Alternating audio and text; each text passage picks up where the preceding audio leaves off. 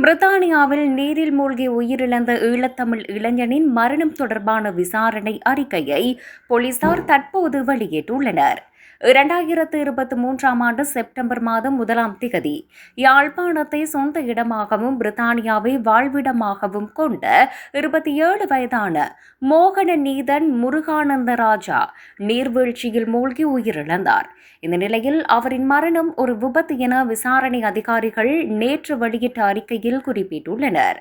வேர்ல்ஸ் சீவான்ஸ் பகுதியில் தன் சகோதரியின் மகள்களை காப்பாற்றுவதற்காக நீர்வீழ்ச்சி ஒன்றுக்குள் குதித்த வேளையில் நீரில் மூழ்கி மோகன நீதன் உயிரிழந்தார்.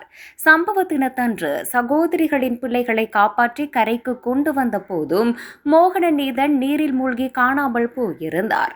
அடுத்த நாள் அவர் சடலமாக மீட்கப்பட்டிருந்தார். அவரது குடும்பத்தினர் பலர் அங்குள்ள நீர்வீழ்ச்சியில் விளையாடி கொண்டிருக்க சிறிது நேரத்தில் அவரது சகோதரி மகள்கள் இருவர் தண்ணீரில் தத்தளித்துள்ளனர். உடனடியாக அவர்களை காப்பாற்ற நீருக்குள் மோகன் பாய்ந்துள்ளார். இதன்போது அவர் உயிரிழந்தார்.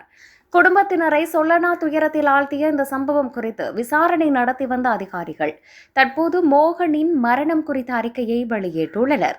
மோகனின் மரணம் ஒரு விபத்து என கூறும் விசாரணை அதிகாரிகளின் அறிக்கை, மோகன் குடும்பம் இனிமையாக பொழுதை கழிக்க பிரகொன் பீக்கன்ஸ் சுற்றுலா தலத்திற்கு சென்றுள்ளனர்.